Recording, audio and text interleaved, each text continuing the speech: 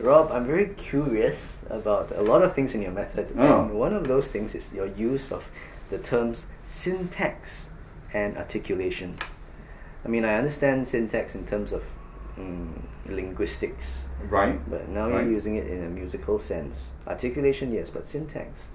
Okay. Could you share more about what this is all about? Yeah, of course, as regards the teaching of children, these would be two words that would never be mentioned. Yep. You So wouldn't explicitly that's use the them. first thing. Okay. Yeah, I mean, any sort of pedagogical terminology with a child has to be one syllable. So you can, like talk is staccato and ta is legato. It's very clever, yes. Well, it's just survival. That's all.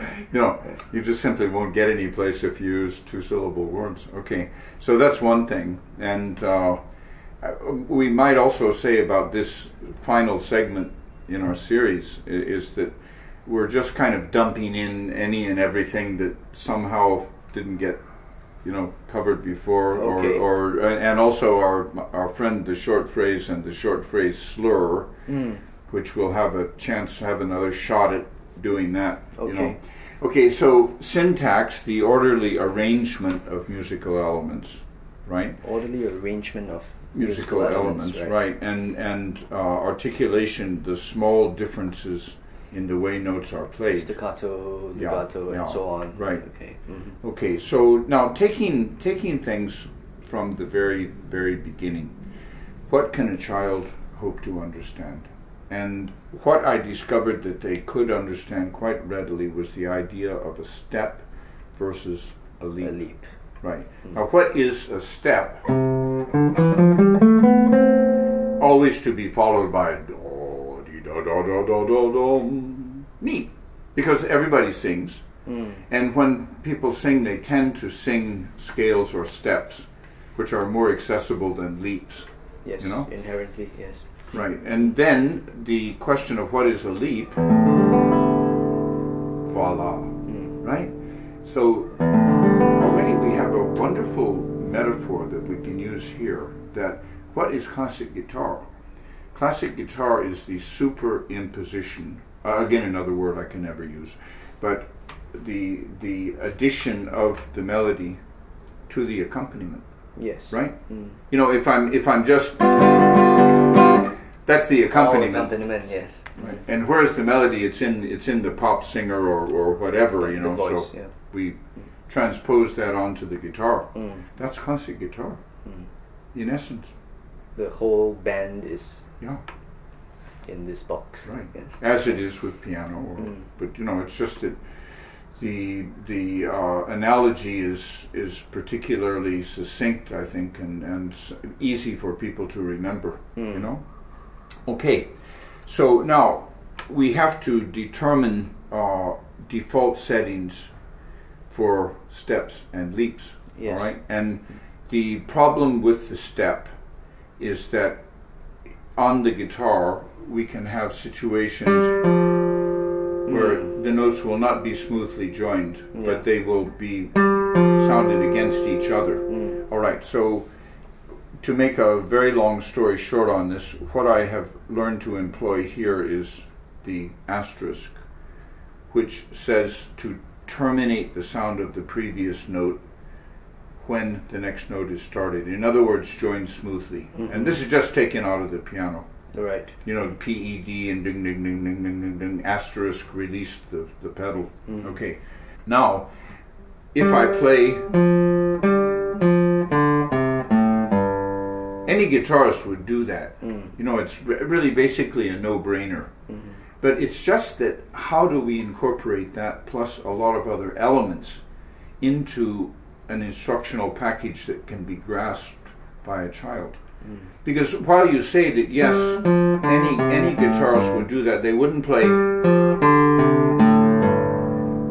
But the point is, it's not necessarily simple to do it the correct way. And they might also play. There are just 100 things that could go wrong. That could go wrong, exactly. And look, to say this, that's fun. What? I prefer doing that, you know, than... Yeah, but once you go that way, then anything's okay. You know? There's no getting back. Yeah. Yeah. Okay, so through the use of the asterisk, plus, rests, and the staccato dot, I portray steps default setting as being either smoothly joined or detached. Right. All right, now leaps, we will model them after the open strings. The open strings, yes. Guitar, and so we will say that they will ring. They will ring. Yes. Right. Okay, so if I take my steps,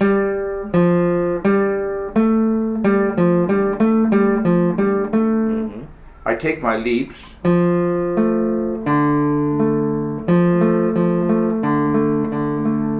and already I've got the makings of a classical expression. Could you share a bit about what goes on with the left hand? Because I think there are some things that happen for you to be able to make that difference. Right. Yeah. To make the difference as small as possible. Yes. That's the But essence for it of to it. sound different. Yeah, well, Yeah. okay, so that when I'm tipping the finger against the third string, Yes. that cuts it off. Okay. Yep. Right. Yep.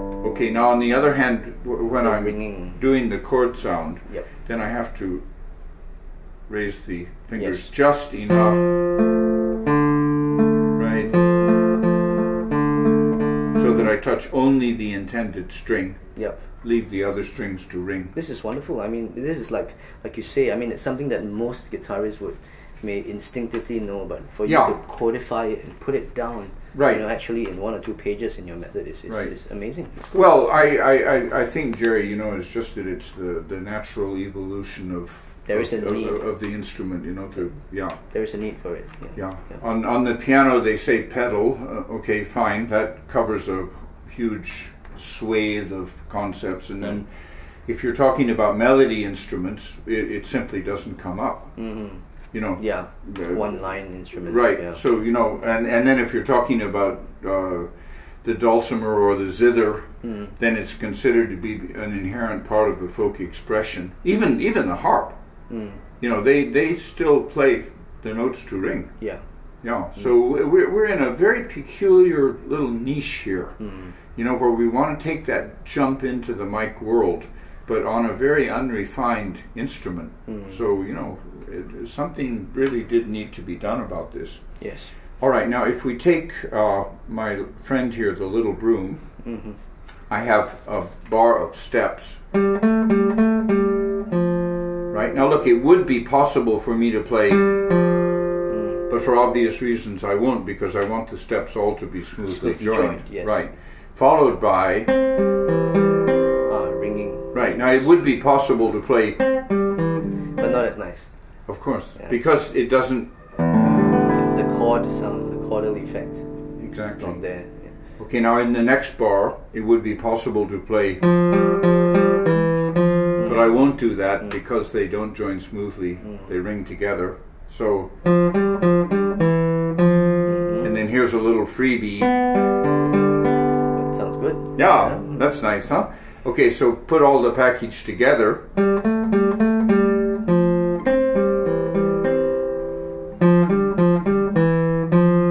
Wow, very good. In one line of music, they get to practice and contrast the two.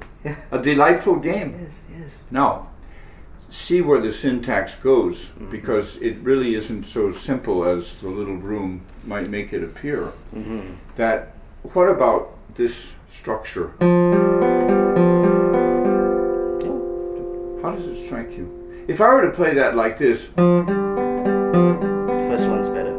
it has a certain pithiness, Yeah. doesn't it? Which I describe to them as dissonance, right? And what is the most important thing about dissonance? That it requires resolution in the common practice period.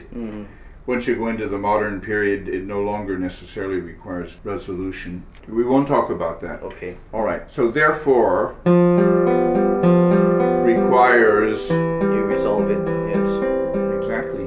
And there again, we've got that wonderful harmonic dichotomy that made the whole common practice period work. You know. Now, what about this? How does that strike you? For instance, if I were to play, would that be as good as? No. It wouldn't, would it? Yeah. And the reason it wouldn't be as good is because the harmonic rhythm of the note groups is wrong. If I go, Okay. it comes out 2 legato notes plus 6. Whereas the other way, it's a nice split down the center. It's classical, Okay. isn't it? Right. So, Symmetrical. and then,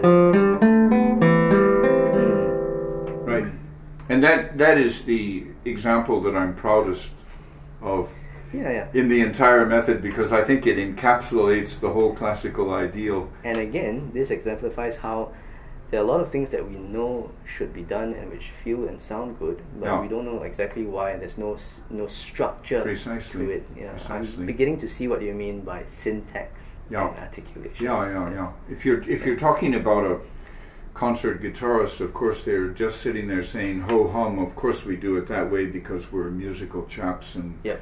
you know, but it just isn't that simple for basic instruction Yep. at all.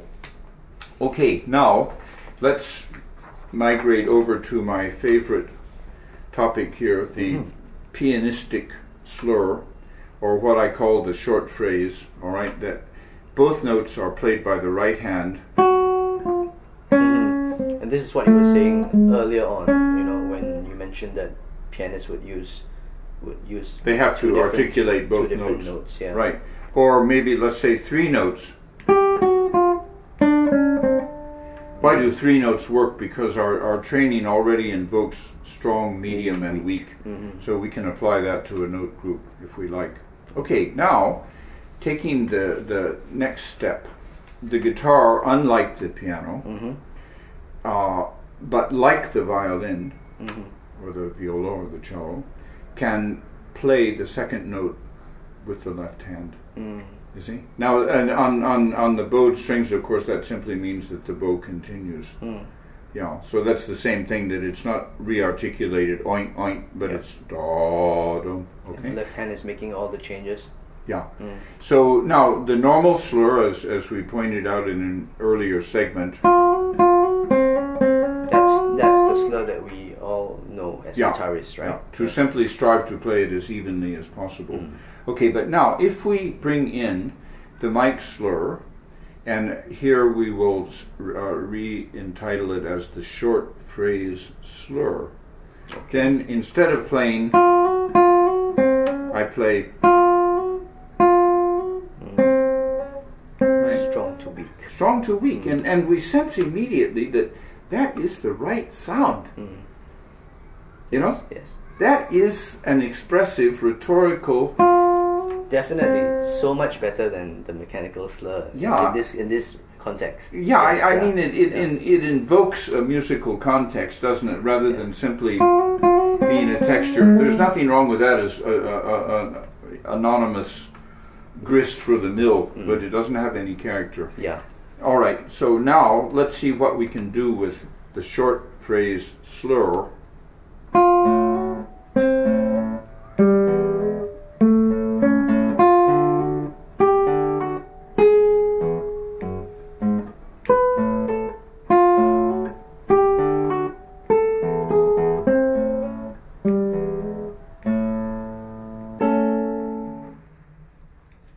That is something that people would respond to. Exactly.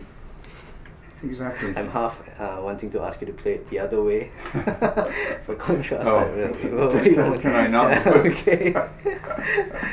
Okay, and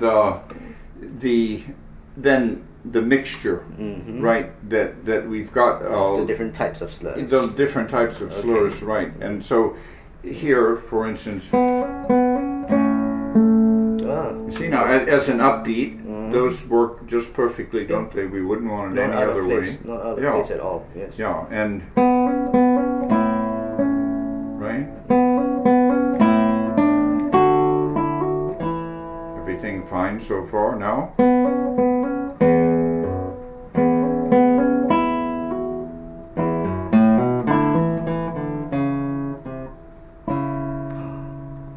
So subtle and so fine.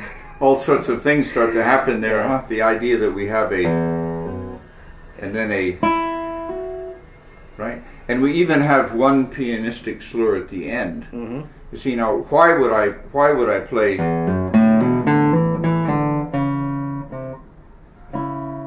There could be a lot of reasons, you know, like maybe my fourth finger simply isn't strong enough to produce the musical result there.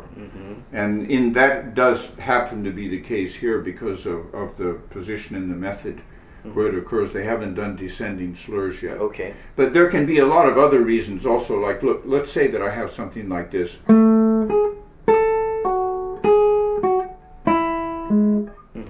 Now there, I have no possibility of using a left-hand slur. Yep.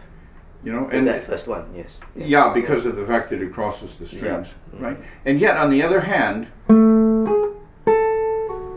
I want the two to sound congruent with each other. Yeah. So Right. you intentionally choose to play the second one the same way as the first one. Exactly. Okay. And I hope, as a result of the discussion that we've had here, that the importance, you know, even the essential importance, you know, of bringing this in to guitar rhetoric, you know, has been pointed out, and also we should try to remember that if you're, I remember when Manuel Baraweco came here, and there was a little point in there where he just had one of these effects, you know, and it was so beautiful. And it really portrayed him as the distinctive musician that he is, you know, that he is so conscientious and so into what he's doing, that he's going to play that articulation just as a matter of course. He probably never even thought about it particularly. Yeah. He just did it Most likely, yeah. as any well-trained violinist would, or you know.